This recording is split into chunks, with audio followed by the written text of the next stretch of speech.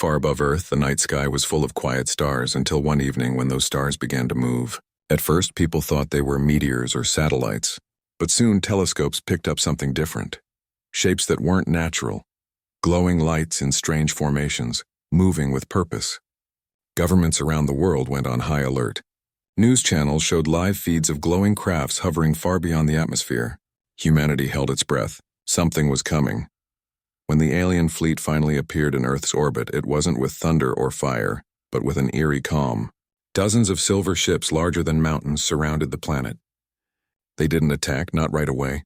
Instead, they observed. Across the world, scientists tried to make contact, sending greetings in hundreds of languages. Messages of peace and curiosity were broadcast into the void. For hours, there was no response. Then one day, the sky lit up. The aliens answered, but not in the way anyone expected. They sent holographic images that appeared in the skies of every major city.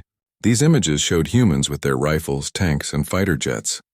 Then came laughter, cold metallic laughter that echoed through every broadcast.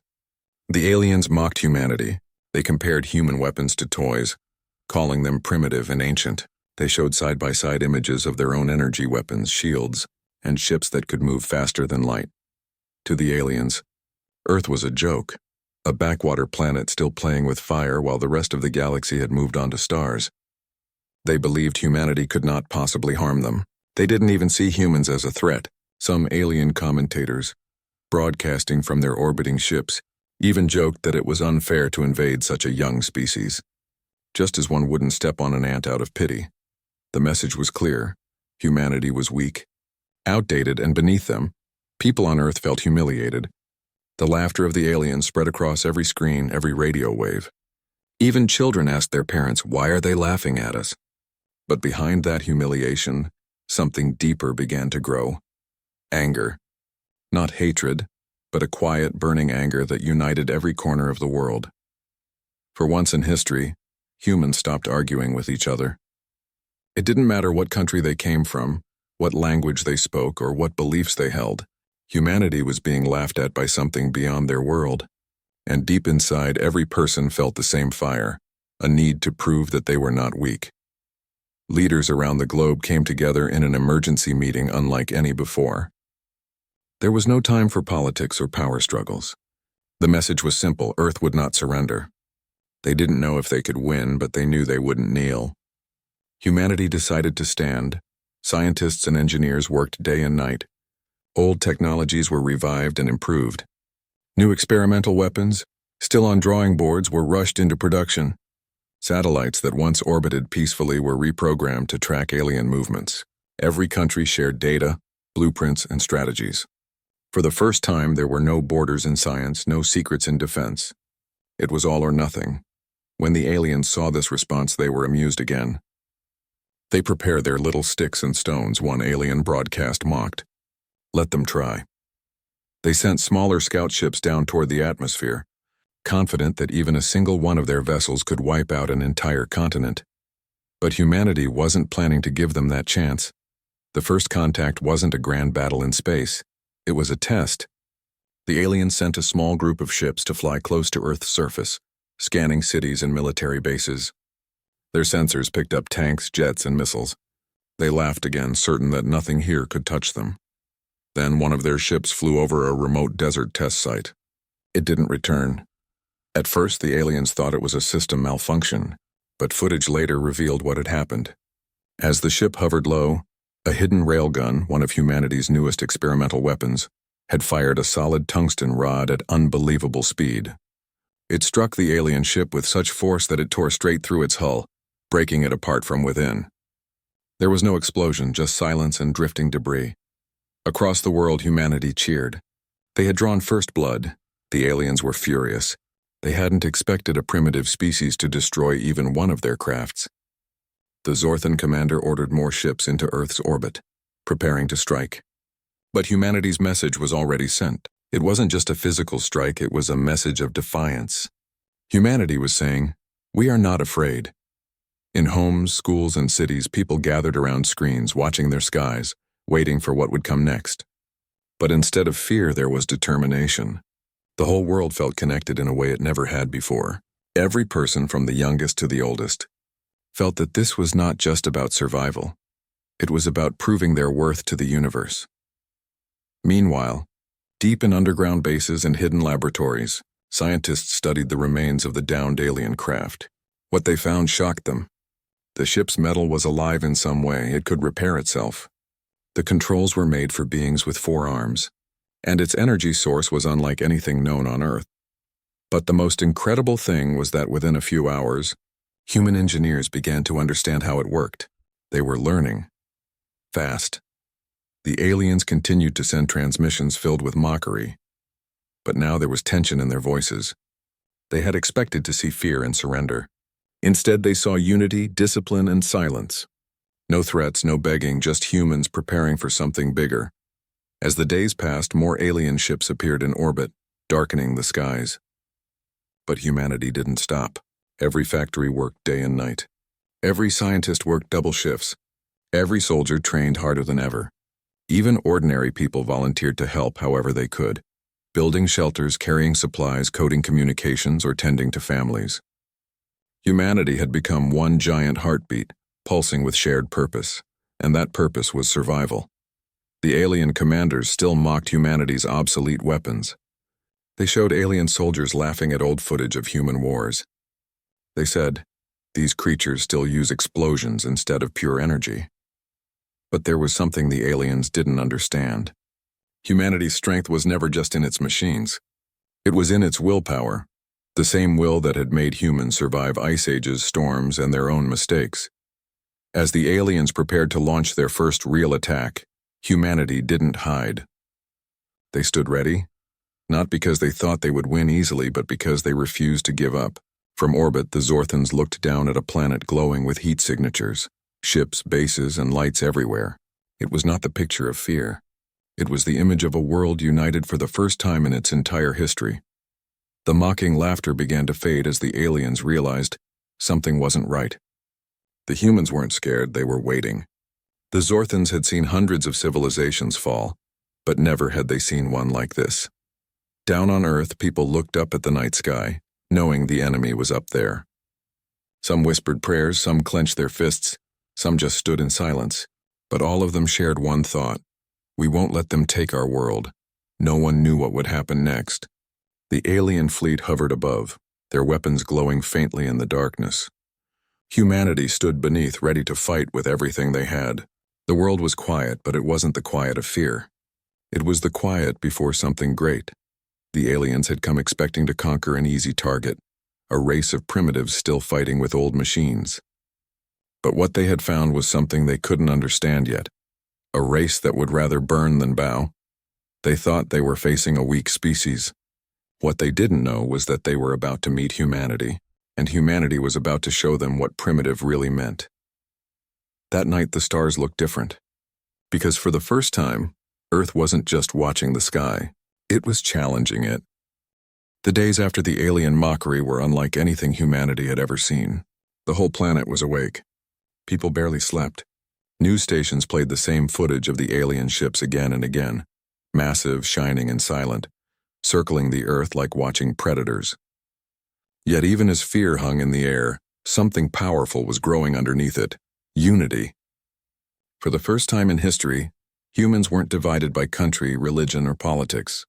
They were all just Earthlings. When the first alien ship had been destroyed by that experimental railgun, it had shocked everyone. People around the world replayed the moment 1,000 times, the flash, the hit, the explosion. That one strike gave people hope. If one alien ship could fall, maybe others could too. It proved that humanity wasn't completely helpless, and hope, once born, spread faster than fear. Governments began to cooperate in ways that once seemed impossible. Military commanders from rival nations now sat at the same table. Scientists who used to compete for research funds now shared every discovery. Engineers exchanged designs through encrypted networks that connected the whole planet. Humanity was no longer a collection of countries, it was one team. The first global defense plan was named Operation Dawn Shield. It wasn't about destroying the aliens. At least not yet, it was about surviving their attack. Cities were evacuated and hidden underground bunkers were prepared.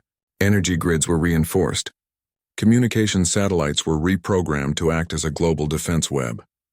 Every available scientist worked to decode the alien technology recovered from the crashed ship. Within days, small breakthroughs started to happen. They learned how the alien metals absorbed heat and redirected energy. They learned that the alien crafts used a form of gravity manipulation instead of traditional fuel. Most importantly, they discovered weaknesses in the alien shield frequencies. Human engineers began designing new railguns, missile systems, and drones that could exploit those weak points. It was a race against time. But while scientists worked underground, something else was happening above. The aliens were watching. They had expected humanity to panic, to cry, surrender, or beg for mercy.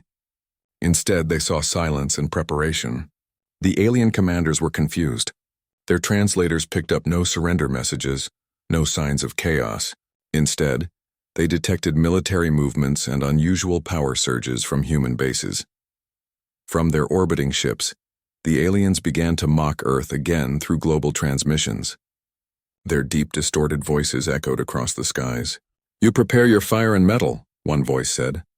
"We prepare to erase you. This will not take long." But this time, humanity didn't answer, not with words. 1 week later, the aliens decided to act. A fleet of 5 ships broke away from the main group and descended into Earth's upper atmosphere. They hovered above major military bases in Asia, Europe, and North America, scanning and recording. Each ship was larger than a city block, covered in silver armor that shimmered in the sunlight. From the ground, people watched with a mix of awe and fear. They looked like floating giants, ancient gods returning to judge the world. The first shot was fired by humanity. A long-range railgun, hidden deep in a desert base, locked onto one of the alien ships. It fired a single projectile at impossible speed. The alien shields flickered, then stabilized. The projectile didn't destroy the ship, but it made the aliens pause. That brief hesitation was all humanity needed. Within seconds, dozens of missiles were launched from different locations around the world, converging on the alien fleet. The sky filled with smoke trails, fire, and flashes of light. The aliens countered with energy beams that tore through the air like lightning, melting entire missiles mid-flight. But some still got through. Explosions rippled across the alien shields, and one of their ships began to lose altitude. Humans on the ground cheered. Even though the alien retaliation was brutal, even though buildings shook and skies burned, humanity had stood its ground. That day became known as the First Stand. In the following hours, cities went dark, as power grids were redirected to defense systems. Fighter jets took to the skies, flying dangerously close to the alien ships to distract them, while ground cannons fired. Many of those pilots knew they wouldn't return, but they went anyway. Their courage was what kept the fight going. Humanity wasn't trying to win that day, they were trying to prove they could fight. One alien commander, watching from orbit, began to understand that this wasn't a typical invasion. He saw humans fighting even when outnumbered and outgunned. He saw them repair damaged weapons while under fire, saw engineers rerouting power in real time to keep systems alive. The aliens had fought hundreds of species across the stars, but never one that refused to surrender even when logic said it should. As the smoke cleared, one alien ship fell, not destroyed but damaged enough that it retreated into orbit. Another limped away, its shields cracked. Humanity had survived the first wave. When the attack ended, the world went silent. Cities were damaged but not destroyed. People came out from shelters, stunned but alive. They saw the wreckage of alien drones and broken metal scattered across fields. Humanity had done what no one thought possible. They had pushed back the most advanced species in the galaxy, even if just for a day. Around the world, celebrations broke out, but not with wild joy, more like quiet disbelief. People hugged strangers. Soldiers wept silently. Scientists stared at their screens, unable to believe the readings. The impossible had happened. Humanity had not only survived, they had made the invincible bleed. But deep down, everyone knew this was only the beginning. That night, the alien fleet reformed in orbit. Their silence was more frightening than their laughter. They weren't mocking anymore. They were studying, adapting, planning, and humanity knew the next wave would be worse. Still, no one gave up. On every continent, factories began to produce weapons faster. Engineers learned from every battle and upgraded designs. Soldiers trained harder. Even civilians joined the effort, helping however they could. building defenses, creating food supplies, coding communication software. Everyone became part of the same mission: survival of the human race. In underground command centers, scientists made another discovery. When analyzing fragments of alien communication, they realized the aliens weren't attacking just for conquest. They were testing humanity. To them, Earth was an experiment. They wanted to see how far a primitive race could go before breaking. That realization made humanity even angrier. If the aliens wanted to see how far humans could go, then they were about to find out. Days later, the alien fleet moved again, positioning itself over the Pacific Ocean. But this time, humanity was ready. Hidden underwater bases, stealth drones, and orbiting satellites formed a new type of defense net. The world wasn't reacting anymore, it was planning ahead. Humanity had learned from the first battle. They had learned to predict alien movement, counter their energy attacks, and jam their communications. The same adaptability that had once helped humans survive on Earth was now helping them survive in space. The aliens noticed the change. "They learn," one alien captain said during an intercepted broadcast. "They adapt faster than expected." For the first time, there was a trace of unease in the alien voices. Meanwhile, people on Earth began to believe in something bigger than just survival. They believed in themselves. They had faced gods from the sky and had not fallen. Humanity's spirit had awakened, something fierce and ancient that no alien could understand. When the second battle began, humanity didn't hide or panic. They stood ready, united and unafraid. Even though the odds were against them, the world moved with one heart. The old divisions of Earth, races, borders, politics had all vanished. There was only one side now: humanity. The aliens had come expecting fear and surrender. What they found instead was fire, determination, and unity. They had laughed at humans for using primitive weapons. But as they soon discovered, those weapons were just the beginning. Humanity's true power wasn't in machines, it was in the will of those who refused to break. And as the skies lit up once again with fire and thunder, the aliens began to realize a truth that would haunt them across the galaxy. Humanity might not have the best weapons, but they had something far more dangerous: hearts that never gave up. The first two battles had changed everything. What started as a one-sided invasion had now turned into a real war. Humanity, once mocked and underestimated, had shown the galaxy something no alien could predict: the power of human will. The Zorthans, who had come expecting a simple victory, now found themselves in a situation they didn't understand. Their technology was superior, their weapons beyond imagination, and yet somehow, humans had survived every attack. Worse, they had learned from them. Each time the aliens tried something new, humanity adapted faster than before. What should have been an easy conquest was now turning into a nightmare for the invaders. High above Earth, the Zorthan commanders met in their massive flagship. From the windows, they could see the planet glowing with lights, the scars of battle visible even from orbit. They were angry. To them, humanity was an insult to logic. How can a race that barely understands light-speed travel cause this much damage? One alien leader asked, but another replied with something that unsettled them all: because they refused to die. Down on Earth, humans didn't feel victorious yet. The cost had been heavy. Cities were damaged, families torn apart, and millions displaced. Yet, despite all of it, there was no despair. People were rebuilding, fixing what was broken and preparing for what was coming next. Scientists worked around the clock. The remains of fallen alien drones and ships were taken apart piece by piece. What they discovered shocked them even more than before.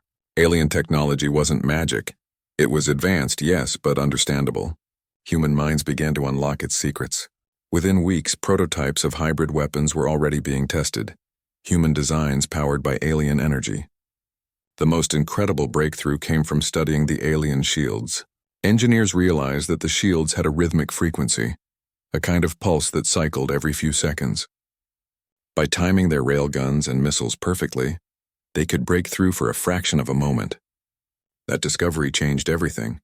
The next time the aliens attacked, humanity was ready. The battle began over the Atlantic Ocean. Dozens of alien ships descended, glowing like suns. Their energy beams cut across the clouds, creating burning trails in the sky. But this time, instead of scattering in fear, human forces moved with precision. Fighter jets flew in tight formations, guided by AI-assisted systems. Submarines surfaced and fired coordinated missile barrages, striking at the exact frequency windows of the alien shields. For the first time, multiple alien ships were destroyed in one day. Their wreckage fell into the ocean, leaving burning trails across the sky. Humanity had gone from surviving to fighting back. But the Zorthans didn't give up easily. They were not used to being challenged, and the idea of losing to what they called a primitive species was unacceptable. They retaliated with full force, targeting communication hubs, power plants, and space stations.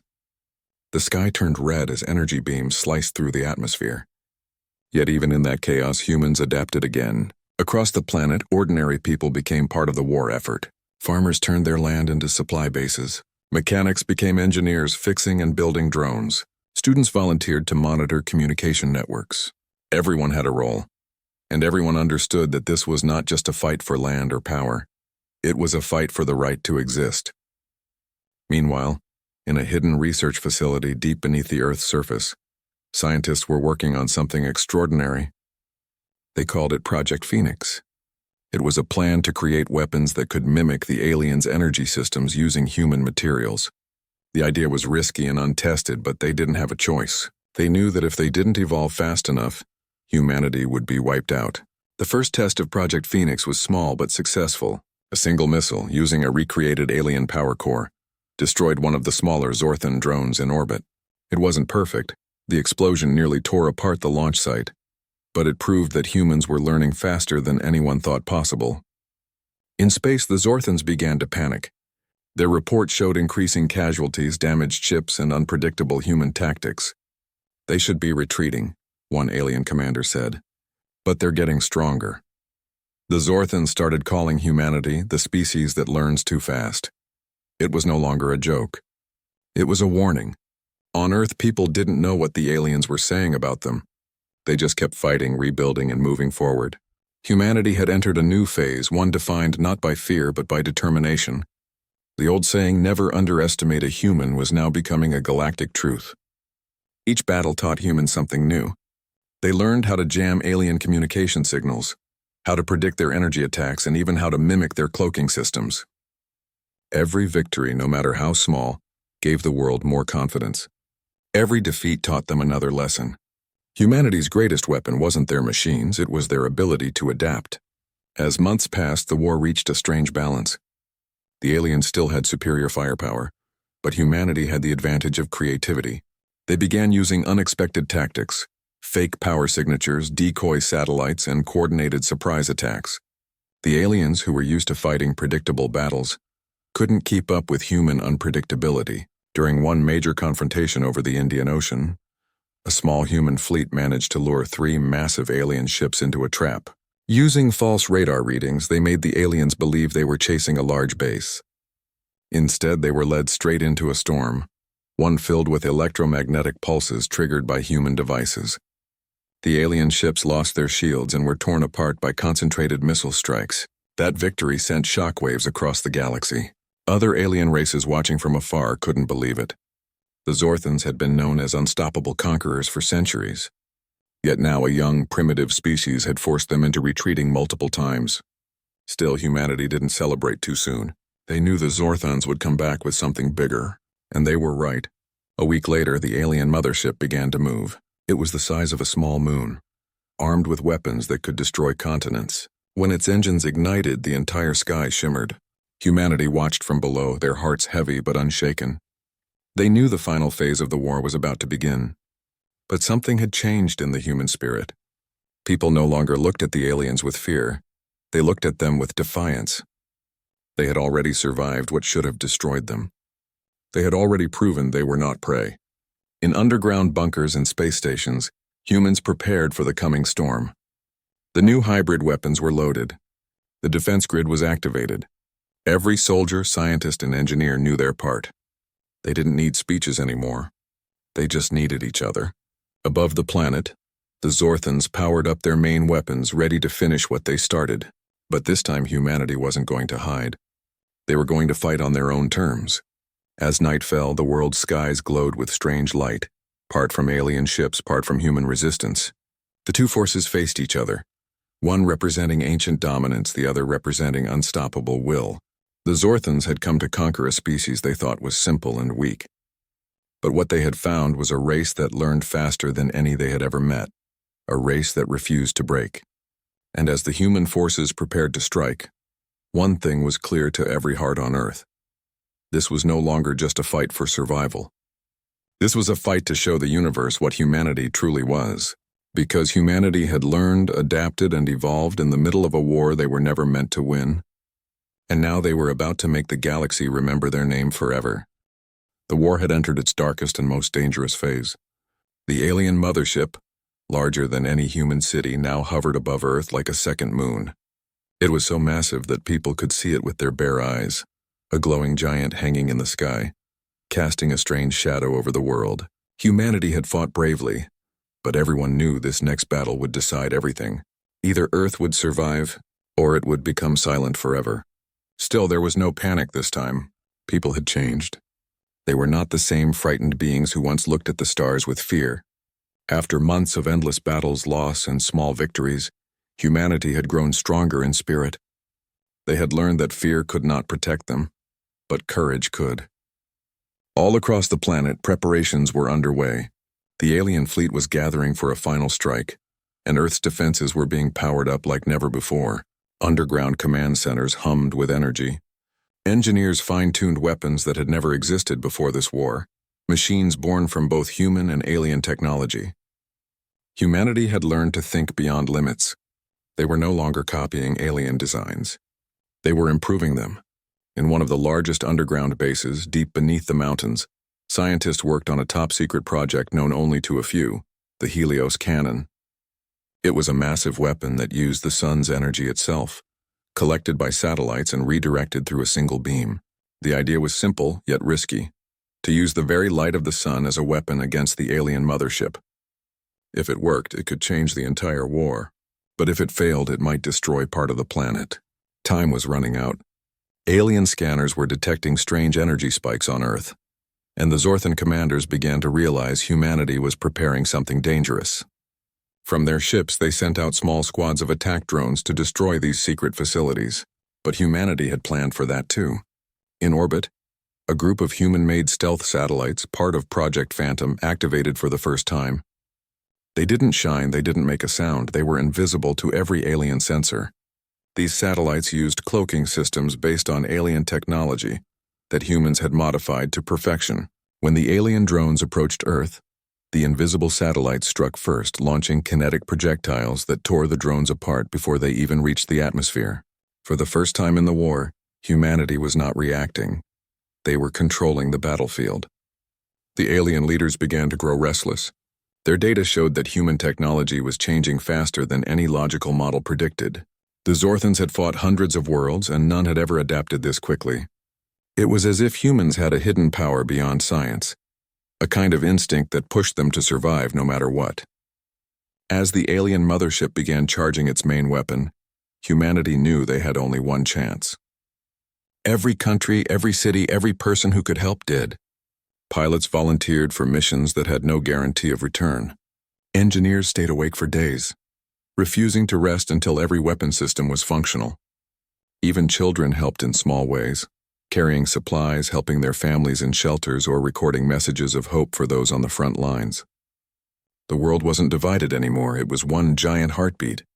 When the day finally came, it began quietly.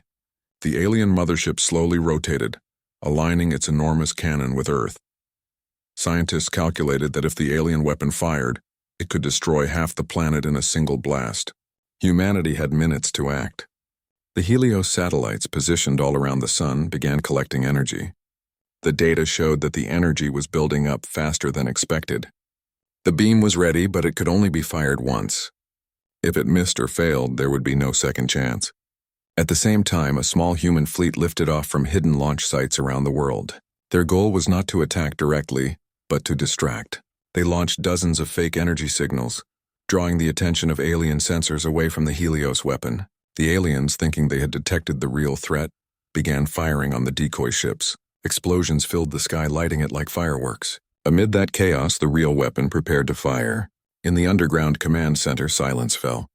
Everyone watched as the final coordinates locked into place. One of the scientists whispered, "For Earth." The order was given. The Helios cannon fired. A blinding ray of golden light shot from orbit, cutting through the clouds like a blade. It struck the alien mothership directly in its center. For a moment, the world went silent. Then came the explosion. The mothership shook violently as its shields cracked. The energy overloaded its systems, and its weapons began to fail one by one. Pieces of metal the size of mountains broke off, falling through the atmosphere like burning comets. Across the world, people watched from rooftops and open fields, cheering and crying as they saw the impossible happen. The mighty alien mothership was falling. But the victory wasn't complete yet. The ship wasn't destroyed, it was damaged. Its engines still glowed faintly, and its power core was unstable. Humanity knew if that ship exploded near the surface, it could destroy everything. They needed to push it away from Earth. In a desperate move, every remaining rocket and space shuttle was launched, carrying improvised thrusters and explosives. The goal was to hit the mothership and change its course, even slightly. Pilots flew toward it, knowing most would not return.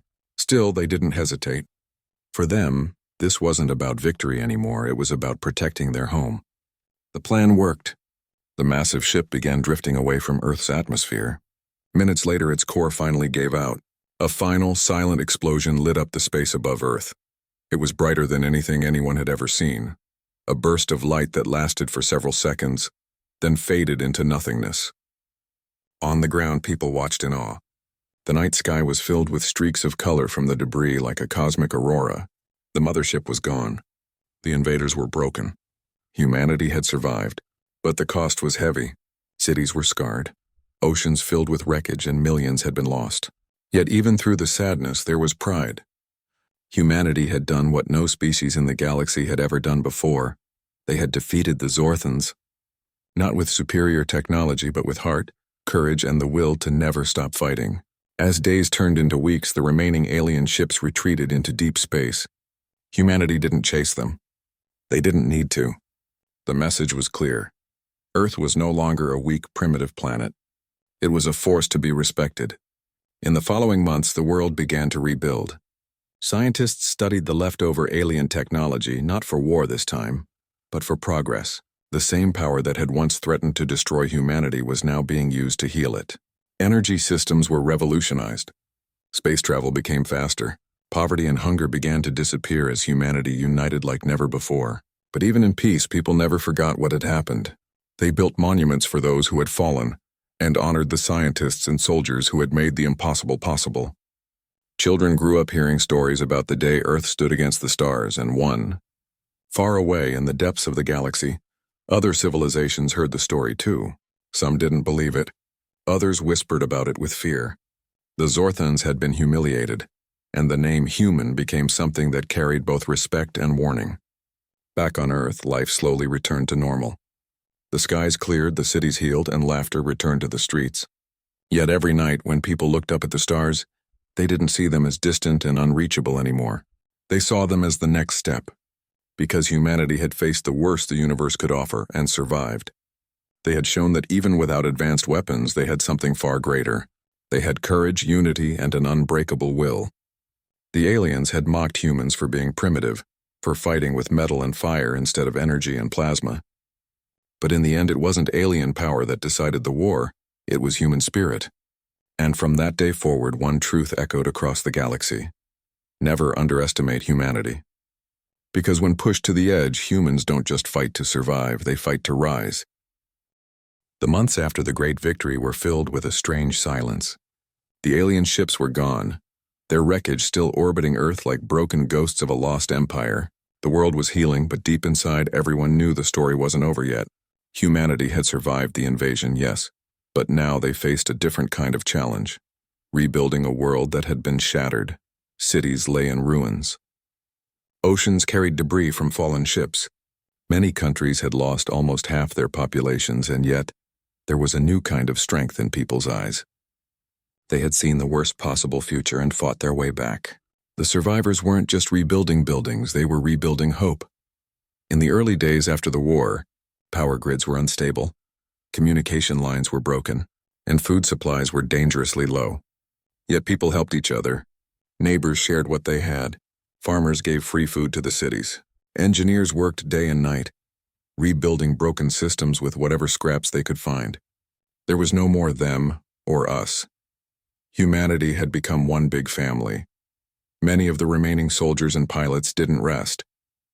They joined the Reconstruction Front, a global team formed to restore cities and manage alien technology safely.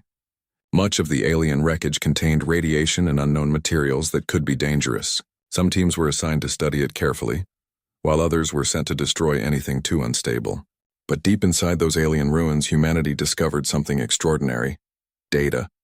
The alien computers, once decrypted, revealed vast knowledge about other civilizations, planets and technologies far beyond human understanding. Scientists realized that Earth had been attacked not just for resources, but because of fear.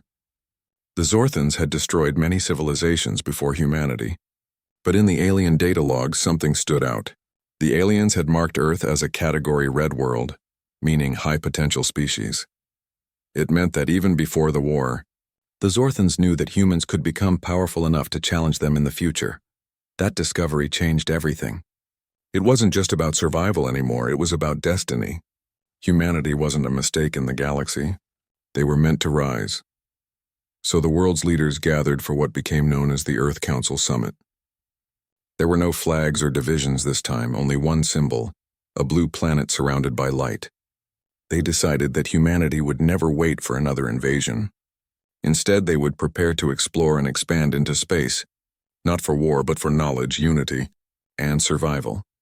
Using alien technology and what remained of the Helios project, scientists built the first interstellar shipyards.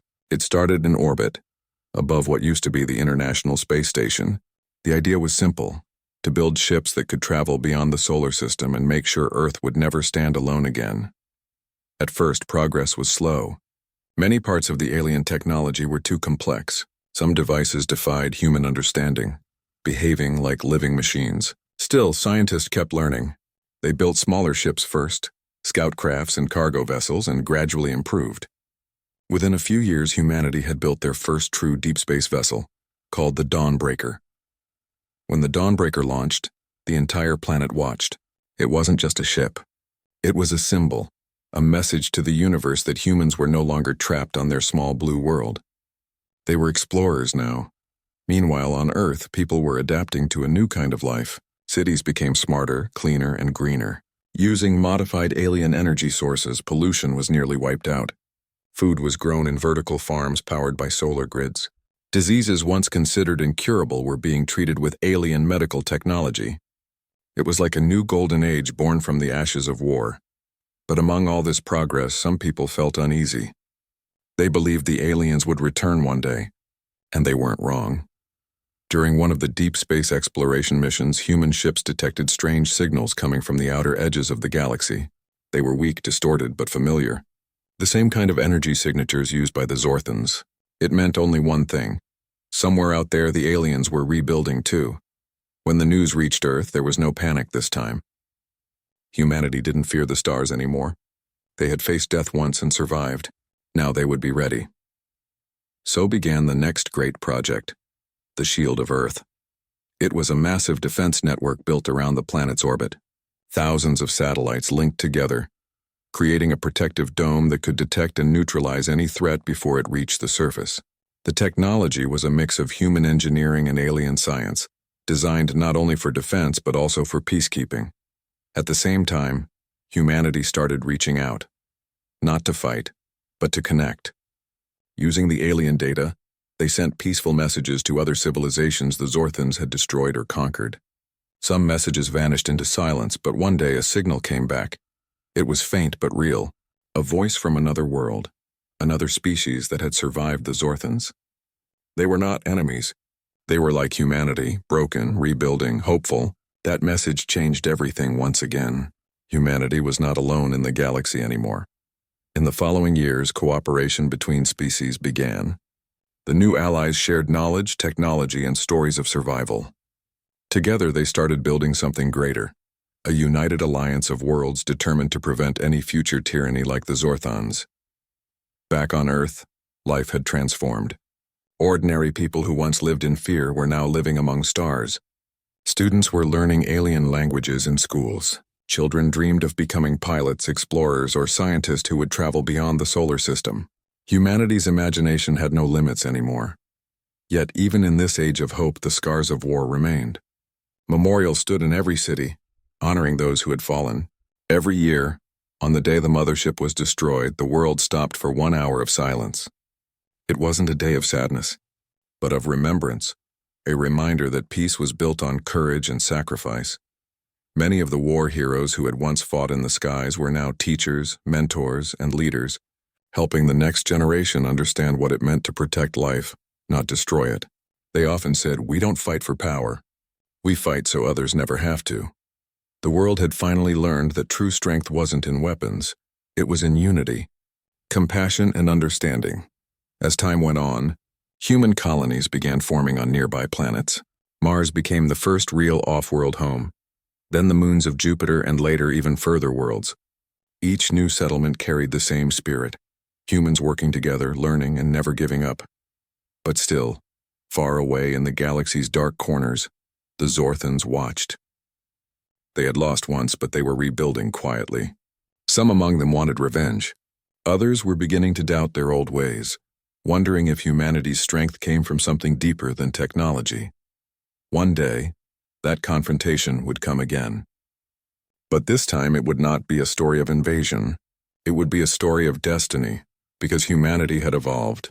They were no longer bound by fear or gravity. They had faced extinction and turned it into a beginning. When people looked at the stars now, they didn't see danger. They saw possibility. And somewhere in the distance, under the light of countless suns, humanity's legacy had already begun to spread. Every discovery, every new world, every friendship with another race carried one message. We are humanity. We rise, we learn, and we never stop. It wasn't just Earth's story anymore. It was the story of all who chose hope over fear, unity over division, and light over darkness. And as the ships of the new alliance moved through space, one thought echoed in every heart. Humanity had once been silent for 10 millennia, forgotten and broken. But now, they had risen again, stronger than ever, carrying the everlasting fire of life across the stars. Years passed and the world had changed beyond imagination. Humanity was no longer just a species living on one small planet. They had become wanderers among the stars, builders of new worlds and guardians of peace. The Earth that once trembled under alien fire was now the shining heart of a united alliance of worlds. Its blue light had become a symbol of survival and strength across the galaxy. But deep in the far corners of space, where sunlight rarely touched, the Zorthans still existed. After their defeat, they had withdrawn to the edges of the galaxy, silent and angry. For years, they rebuilt their forces in secret, watching humanity's rise with bitterness. They couldn't understand how the humans, so young, so primitive, had turned defeat into victory and destruction into progress. Humanity, however, didn't waste time wondering about revenge. They were busy learning, growing, and creating. Cities now floated in the skies, powered by clean energy. On the moon, farms glowed with blue light, feeding entire colonies. On Mars, forests of oxygen-producing trees spread across the red soil. Humanity had turned desolation into life everywhere they went. Their alliance with other species had also grown strong. Dozens of planets once ruled or destroyed by the Zorthans had joined together under a single promise: to protect freedom, no matter the cost. The alliance was not an empire. It was a family. Every world contributed something: knowledge, technology, or wisdom, and Earth remained at its center. But peace never lasts forever. One day, in the middle of a quiet evening on Earth, strange signals began appearing again in deep space. The same energy pattern that had once announced the Zorthan invasion pulsed faintly through the void. Humanity's scientists, now far more advanced, immediately noticed. They tracked the signals, decoded them, and discovered something chilling. The Zorthans were returning. But this time things were different. Humanity didn't panic. They didn't hide. The entire planet moved in perfect order. Defense systems came online, fleets were mobilized, and the great orbital shield surrounding Earth glowed with power. From every colony, from every allied world, ships began to move toward the outer edges of the galaxy. They weren't waiting for war to reach them. They were going to meet it halfway. Commanders and scientists worked side by side, planning strategies not to destroy, but to defend. They knew the Zorthans were proud, and if humanity attacked without reason, it would only continue the endless cycle of hatred. Instead, the goal was to confront them, to make them understand what humanity had become. The first contact happened near the border of an abandoned star system. The Zorthan fleet arrived, massive and dark, their ships stretching for thousands of kilometers. Their flagship alone could block out the light of a small sun. On the other side, humanity's fleet waited, sleek, bright, and alive with energy. Both sides stood still in the silence of space, two forces staring at each other across a distance of light years, carrying the weight of history between them. Then, through a communication channel, a voice broke the silence. It wasn't angry. It wasn't fearful. It was calm. The human commander spoke. "You came here once to destroy us. You failed, not because we were stronger, but because we never stopped believing in who we are. We don't seek war, but we will never kneel again." For a moment, there was no reply. Then the Zorthan leader appeared on the screen, a creature of pure authority, eyes glowing with cold light. "You have grown," it said slowly, "but you are still dangerous. You spread like fire."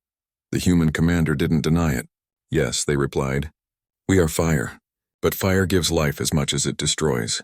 You feared us because you saw only our anger. What you never saw was our heart."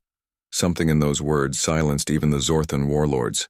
For centuries they had conquered countless races, and none had ever spoken to them like this. Not with hate, but with truth. Still, pride was not so easily broken. The Zorthans launched the first attack, a beam of light that could destroy a planet. But before it could strike, it hit the human shield and vanished like smoke. The new defense grid absorbed the energy and redirected it harmlessly into space. The Zorthans fired again and again, but nothing worked. Humanity had mastered the technology that once terrified them. Then the humans responded, not with destruction, but with a display of power unlike anything seen before. Hundreds of ships formed a circle around the enemy fleet, projecting a field of light.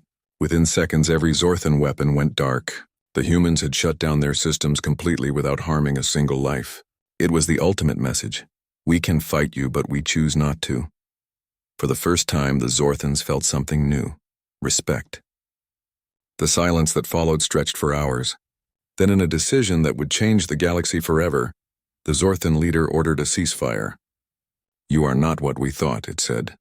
"Perhaps the fire of humanity is not meant to be feared, but followed." That moment marked the end of centuries of violence. The Zorthans retreated, not as enemies, but as thinkers, questioning everything they had believed about dominance and strength.